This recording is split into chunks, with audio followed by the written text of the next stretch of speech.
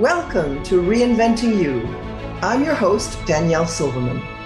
I believe that in today's world of ever-constant evolution, the only career change that matters is when what you do matches who you are and what you believe. This show is where you'll learn how embracing change and reinventing yourself will help you navigate any disruptions and lead a life of happiness and fulfillment, especially in this ever-changing world. Your purpose and your meaning will drive your personal transformation. As I like to say, it's your vision, your life. Be passionate about it. Reinventing-U starts now. Hello, everybody. Welcome to Reinventing-U, where we talk about all things that are career related, where we dive into the challenges of today's work environment and come up with actionable solutions. I'm your host, Danielle Silverman, and in today's episode, we're going to be exploring the concept of work-life integration. You know, so many people today find themselves overwhelmed at work with, the staff shortages, constant changes. People are run down and they're exhausted most of the time. Working from home has also made it much more difficult to separate work life from personal life. We've been talking about work-life balance for a very long time.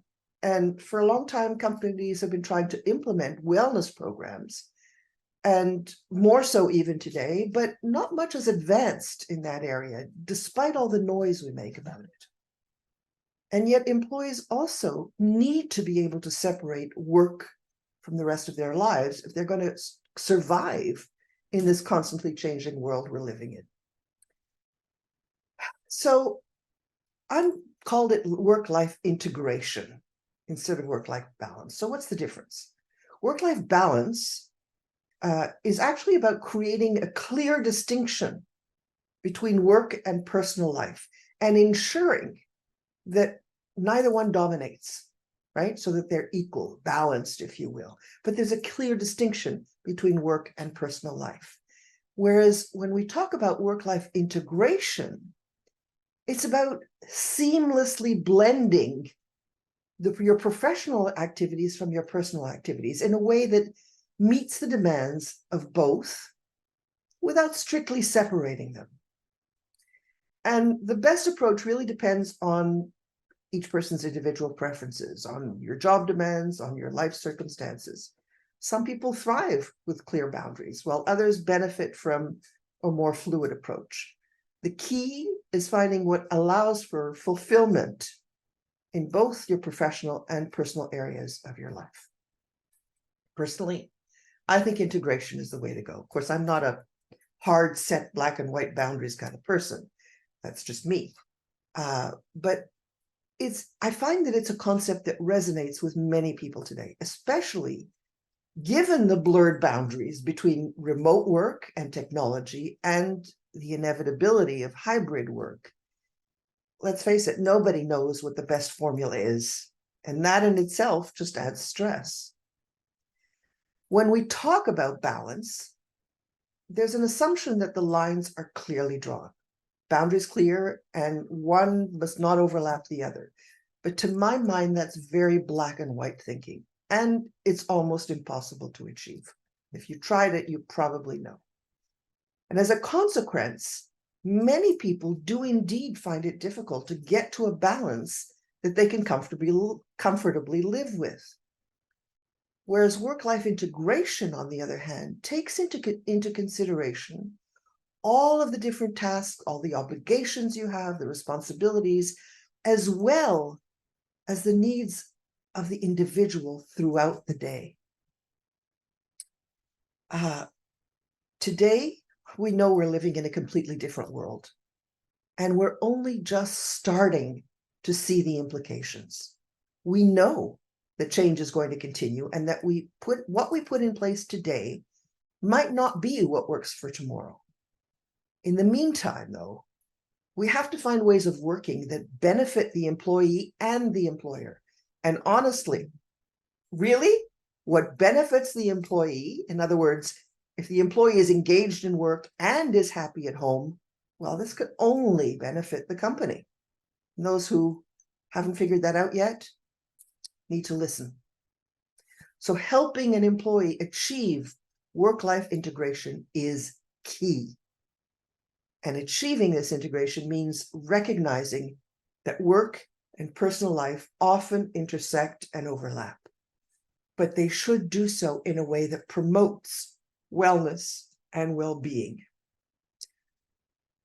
So, what are some of the things that we need to take into consideration?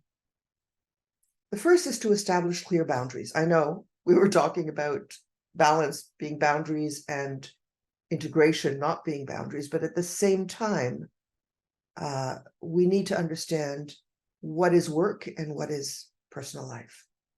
So some of the boundaries we need to think about are physical space. Do you have a dedicated workspace? When you're in this space, are you at work? When you leave it, are you at home? Or are they being blurred? The other boundary we talk about is time boundaries. So maybe setting clear start and end times for your workday and turning off work notifications when you're outside of those hours. I remember being so stressed because I would get work emails in the evening when I was at home, and I felt pressured to answer them. Why do we need to feel pressured to do that? The other thing I think that is very important, the second thing I think is important, is to integrate breaks. I know we have that when we're in the office, we used to take like a 15-minute break in the middle of the morning or in the middle of the afternoon. But believe it or not, regular breaks boost productivity and add to your creativity. So if you aren't taking breaks, consider certain methods. There are certain techniques that work really well. Some people work with something called, I think it's called the Pomodoro technique. I know it sounds like Pomodoro is a tomato in Italian, but I think the person who invented it was called Pomodoro, if I'm not mistaken. Anyway, basically what he said was you work for 25 minutes and then take a 5-minute break. Or you can use variations of this, work for 30 minutes and take a 5-minute or a 10-minute break. The thing that I find really important is to prioritize your wellness. And I'm the first one to say that that's a very, very hard thing to do. But you need to incorporate some exercise and some sort of movement into your day, even if it's just stretching or taking a short walk, going outside to get some fresh air. Try and spend some time each day focusing on your breath. So work in meditation and mindfulness. I've talked about that many times before. Practice some gratitude, or look at your surroundings. And sometimes all it is to take just even 30 seconds to close your eyes and just take some deep breaths. And again, I know that's very hard to do, but that's all it takes sometimes, just one little step. Another area to prioritize in your wellness is nutrition, to eat balanced meals and to stay hydrated. I'm a very big culprit in that. It's very hard for me, but I'm coming to the realization of how important that is. And don't forget to schedule personal time. Just as you have work tasks on your calendar, well, schedule your personal activities in there too. And that could mean time with your family, simple relaxation, or hobbies that you may have. Another thing that's important is to use technology wisely. So find some time each day or once a week where you're not at all in front of a screen. I usually take the weekend sometimes, like all day Saturday this week. I did not even log on to my computer. Actually, I didn't log on to it on Sunday either. So that's a sort of a digital detox. Doesn't mean the phone wasn't working, but the computer wasn't. And you can also try and use technology to help you improve your productivity, or blocking certain sites, or by, for example, using a meditation app to promote your well-being. There's so many that exist. My favorite is Calm, but there's Headspace. There's many, many ones, and some of them are free. Or you can just go to YouTube and listen to a 10-minute meditation. the other important thing is to let people know what it is that you're doing. Make people aware of your working hours. That's your manager, your team members, teammates, or your clients. And share with them when you're not available because of personal commitments. If we feel guilty about those personal commitments, then we're not doing ourselves justice. The bottom line is really to practice self-compassion and understand that it's okay to take those times off and even to have days off, to recognize that these moments allow you to feel good, to recognize those moments, to allow yourself to feel them, and to find ways to navigate through them without being hard on yourself, because that's what we all do. We're really hard on ourselves. We're great at helping others figuring it out, but we're not great at doing it for ourselves. I've talked in the past about continuous learning. So there are times when it is beneficial for you, both professionally and personally, to continue learning, whether it's about taking courses on stress management, personal finance, or even hobbies that you enjoy and maybe that complement your work. And make sure that you combine these activities when it's beneficial to you to combine them. So you can, for example, listen to a podcast while you're taking a walk. Or you can also think about some of the work challenges while you're doing a meditation. Sometimes the integration of these activities can really lead to some surprising insights. It's also really important to seek support. It's okay to ask for help. It's okay to delegate tasks. And that's true of both your work, professional life, and your personal life. If you're struggling, consider seeking professional support like counseling or coaching. The other thing that I talk about a lot is a basic tenet of reinvention. I'm pretty sure I'll come back to that later as well. And that's reviewing what you're doing and adjusting yourself regularly. Because what works, try things out is what I'm trying to say. All of what I'm saying is basic stuff you probably already know, but implementing it is really hard. So take one thing, create a plan for yourself, and then adjust it as you go along. Maybe it's not working for you to take, work for 25 minutes and take 5 minutes off. Well, try 15, try 35, try 45 and 10. Whatever it is, adjust it. Regularly reassess how you're feeling about what you're doing and what it is you might need to change. And don't be hard on yourself, because that's the world we're living in. Nothing is static anymore. We have to continue trying things and adjusting as we go along. Most importantly, though, take the time to value your off time. Productivity isn't just about output. Spending time rejuvenating yourself, engaging in personal growth, or just taking time off, that can lead, as a matter of fact, it does lead to increased creativity, and it also leads to a much better mindset when you're working. If you're in a leadership position, lead by example. So promote a healthy work-life integration culture within your team or within your organization by doing it for yourself first. So that can include implementing wellness programs or offering flexible hours or encouraging regular breaks, but do it for yourself first.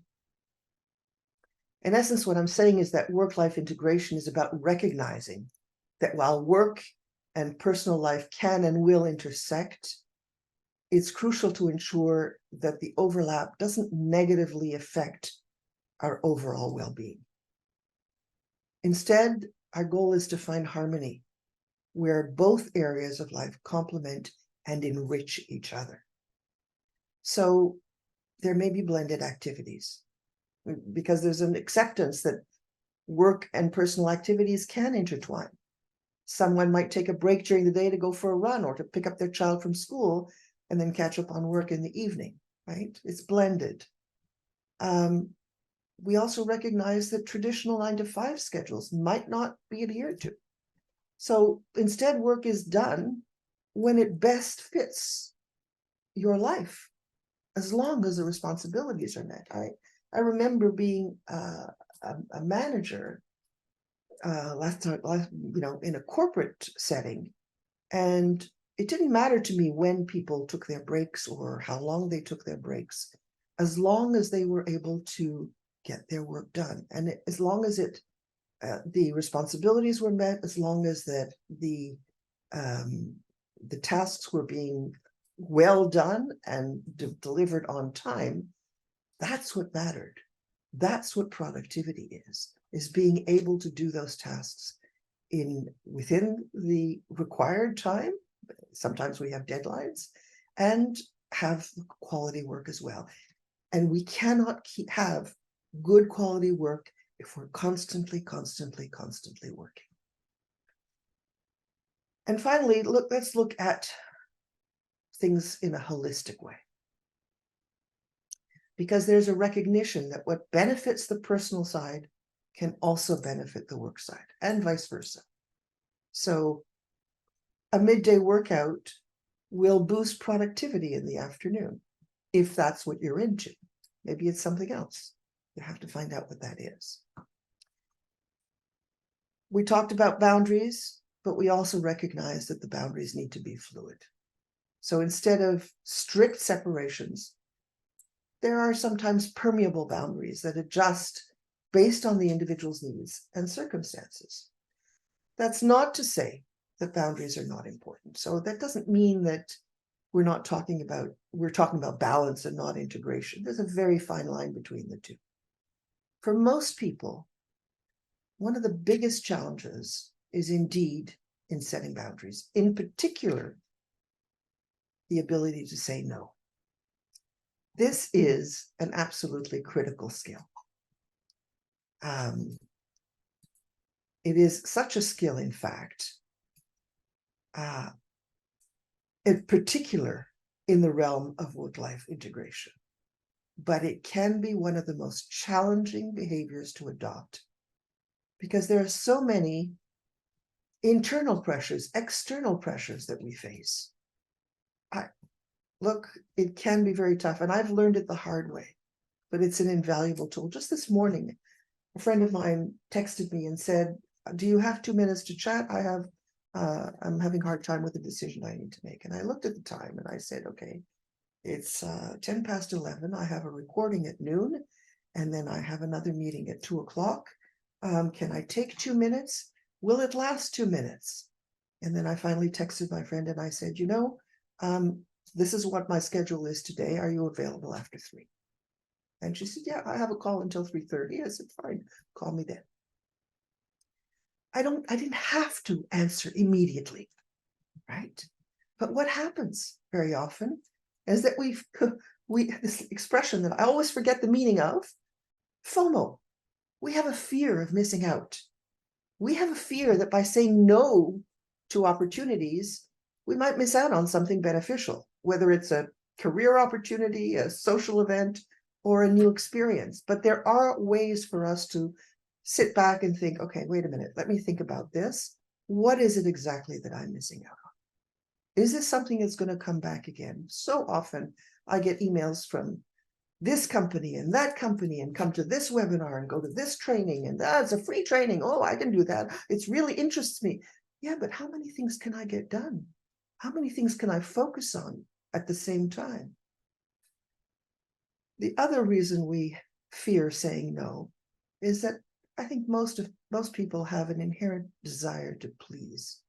We're conditioned from a very young age to be agreeable, to avoid conflict. We want to be seen as helpful, as accommodating, and liked by our peers, by our supervisors, and by our loved ones. You have to think about what's best for you. And maybe you're the person who needs to be pleased. The other reason we're afraid of saying no is very often guilt-based. If the person asking is someone we respect or care about, we feel bad about saying no. But the no can be tempered. Think about what the person is actually asking. Does it have to be a strict no? Does it have to be now? And there's also professional pressure. Like my emails, answering emails at night. There can be a culture or an unspoken expectation of always saying yes, to show that you're dedicated, to show that you're committed, or simply to climb the corporate ladder. And sometimes we're unsure of our own boundaries and limits. And so that makes it difficult to gauge when it's appropriate to decline. So there's uncertainty sometimes. We don't know whether it's okay or not to say no. This is the most common issue that we come across. So how do we overcome it? What are the things that we can do? Well, the first thing, and this is something I've been touting from the very beginning, is self-awareness. First of all, recognize and understand your limits. Know what you can handle and what aligns with your priorities. Work priorities and personal priorities. And regular self-reflection can help in setting those boundaries. Self-reflection, take time in meditation, journaling, whatever it is. The more you do of that, the more self-awareness you will gain. And value your time. So recognize that your time is valuable. And every time that you say yes to something, you're potentially saying no to something else, and perhaps something that's more important or aligned with your values. The other thing that's important is to be very clear and precise. When you're saying no, you don't need to provide a lengthy explanation. A simple, I won't be able to participate this time, or I have prior commitments. That's often enough. I was scheduled to take part in a training last Friday, and I realized that it was just overwhelming for me. I had too many things to do. So I texted the group and I said, I'm sorry, I will not be able to make it today after all. I have too many things to do. It also takes practice, like anything. The ability to say no improves with practice. So start with the smaller, less significant situations and then gradually build up your confidence. So if it's easier to say no to a friend who says she or he needs help immediately, well, question that. Does it have to be immediate, or can I get back to you when I finish my day? And that will, and you'll see when the person says, oh, that's okay, yeah, sure, there's nothing urgent, then you gain confidence and you realize that it's okay to say no. And little by little, you can start saying no more often based on how you value the situation. Reframe it also. It's not only reevaluating the situation, but reframing it. So instead of, very often what happens is when we say no, we think that we're rejecting somebody. But consider that by saying no, what you're doing is being honest about your capabilities and ensuring that you don't underdeliver or that you compromise your well-being, because that's what we're talking about. When we talk about work-life integration, we're talking about your well-being. And then you can also seek support. So discuss your decision when you're worried about saying no to something that you think is really big and that you should be saying yes to. Talk to a trusted friend, to a family member, or a mentor. Sometimes just talking about the situation before you give your answer can bring you clarity and can reinforce your choice. And if you're unsure, it's okay to say, let me check my schedule and I'll get back to you. And that gives you time to think it over and decide without being put on the spot. And if you can't commit to a request, but you still want to help, you can suggest another way or another time when you might be available, or you can offer another solution. This is a very big one, this boundary of, saying no to something. Just remember that it's not a sign of weakness and it's not rudeness. It's a mark of understanding your own limits and ensuring that you can give the best, your best, to the commitments that you do undertake. And that is integral to maintaining good mental health and ensuring quality in your work and fostering genuine and transparent relationships. And I know that with some people that's very difficult. Some people will get very upset. Well, they will have to understand the important thing is that you value yourself, you value your time, you value your commitments.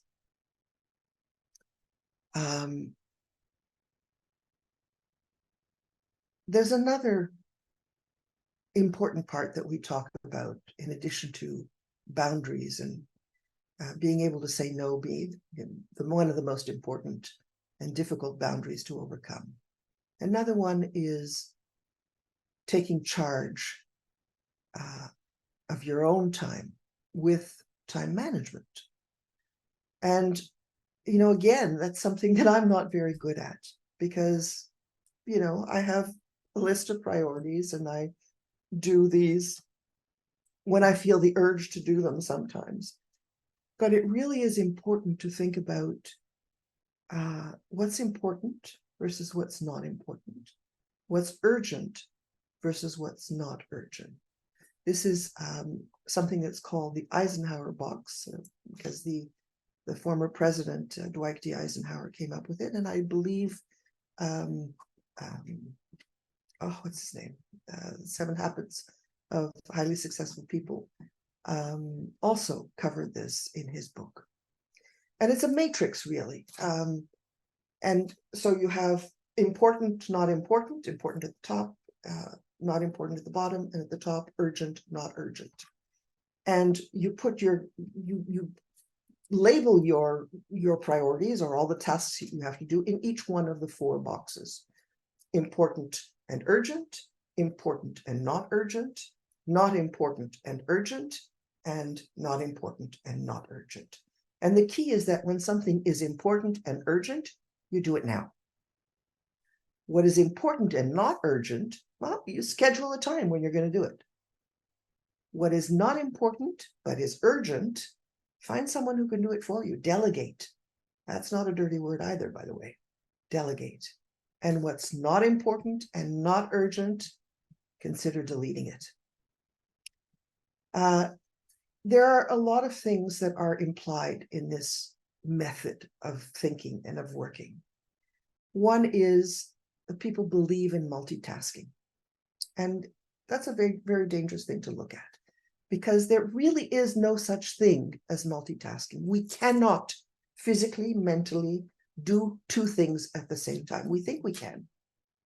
So, for example, you're sitting in a meeting or in a webinar, and sometimes people tell you, most of the time people tell you, make sure you turn off your phones and everything so you don't get distracted. But we can't help it, especially if the speaker is boring. But sometimes what's being said in the meeting is critical to what you need to do. And it's very difficult to listen to every word the person is saying and to be doing something at the same time. You can't put your attention, but the mind just doesn't work that way. One of the things, therefore, that becomes important in this case is to make blocks of time and set aside time for your personal activities. The other thing, we all think we're indispensable. And we get to the mindset, I'm the only one who can do this job. So if it's urgent and important, I must do it. Or if it's urgent and what was the when you delegate, when it's not important but it's urgent, well, we think we're the only ones who can do it. That's not ever the case. There's always someone who can do something for you.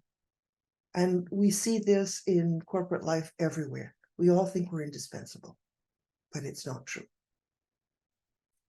So try to overcome, if you're guilty of this, try to overcome the mindset that you're indispensable. And consider outsourcing tasks in your personal and professional life. I know that in my business, there are certain things that for years I did on my own. I take, for example, bookkeeping. I always did my own bookkeeping. And now I realize how much energy it takes me to do that and how much value my time could be doing something else. I have now outsourced it. So think about that in your professional life as well, whether you're working on your own or working in a corporate environment.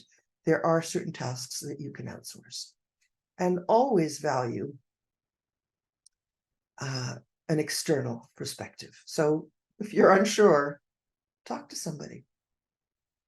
You know, I talked earlier about the value of therapy or coaching, counseling or coaching. There's another way of remaining on track while at the same time staying in tune with what you need. And that is to work with an accountability buddy. You know, having someone to share your goals with can provide an external source of motivation. You know, I'm meeting with this person on Friday morning, and we need to talk about what we said we were going to do. Now, it's okay if you didn't do everything that you said you were going to do, because things happen. But at least you know that you have somebody that you're going to talk to and share your goals with. How much of that goal did you do? What happened? Why did it happen? Maybe you had to revise in doing whatever you said you were going to do. Maybe you had to revise it. And so share that with your accountability buddy. And maybe there will be some other solution that will come out of there. It's a great way to get perspective, you know, because when we're working in our little bubble, we don't always see things objectively, whereas somebody else who is not working in that same bubble can provide a different angle or some advice that you hadn't even considered.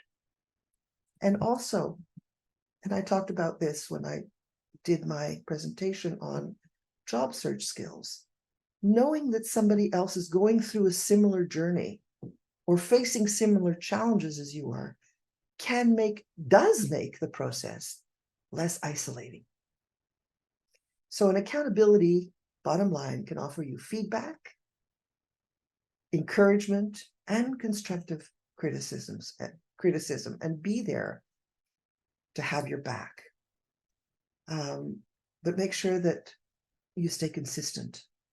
Both of you stay consistent, because scheduled check-ins can ensure that you're evaluating and making progress towards your goals. But choose the right buddy for yourself. It should be somebody you trust, somebody who's reliable, and ideally someone who has similar goals or understands the importance of what you're working towards. You need to set clear expectations. Both of you should know what you expect from each other. And this might include regular check-ins, specific feedback, and sometimes just a listening ear. I have an accountability group that I work with once a week. We started out because we were working on the same thing. We were creating an online course together. Each person had their own course, but we were in the process of creation together.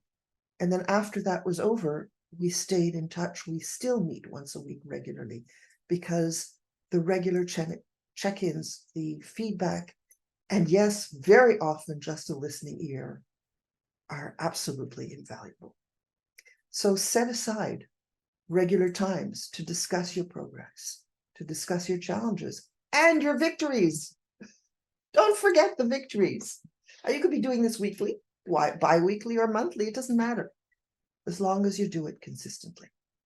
And it only works, this kind of system only works if both of you are open and honest about your challenges and your progress. If something isn't working, it's essential to communicate that. I had that happen to me this morning. It's essential to communicate when something isn't working. And recognize your achievements. victories, no matter how small they are, because this can boost your morale and keep you motivated. And as I've said many times, reevaluate what you're doing, reevaluate your goals, because goals and priorities change. So you need to periodically reassess and adjust as necessary.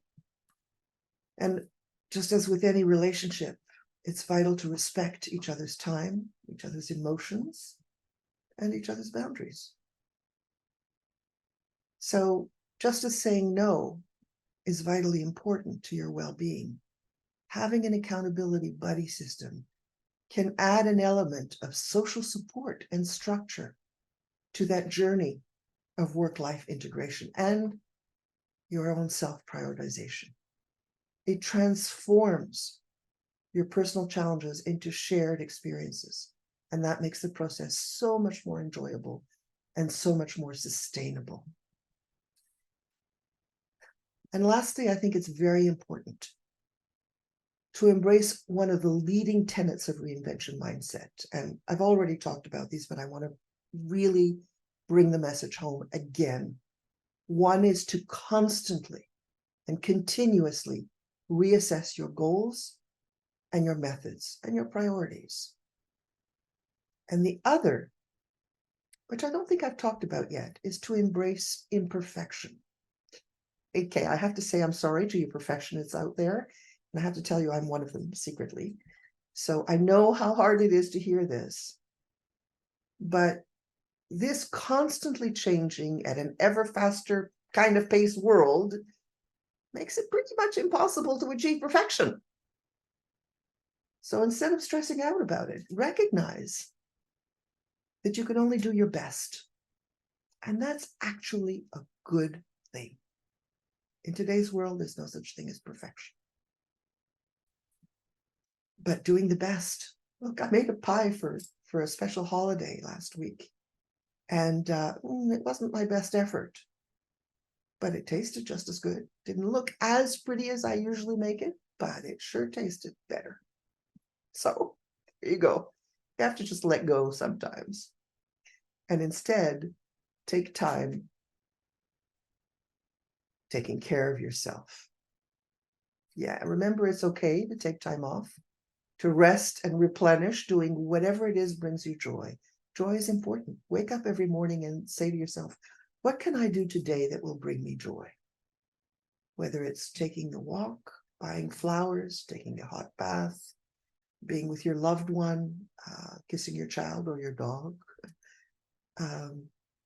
Everyone around you will be thankful that you did, including yourself. So, what have we learned today? Well, I think it can be summed up very quickly. I know I've said a lot of things. I've rambled. I've told you about a lot of things. But essentially, the most important thing is to first take care of yourself and of your needs. It's critical for your physical, mental, emotional, and spiritual well-being.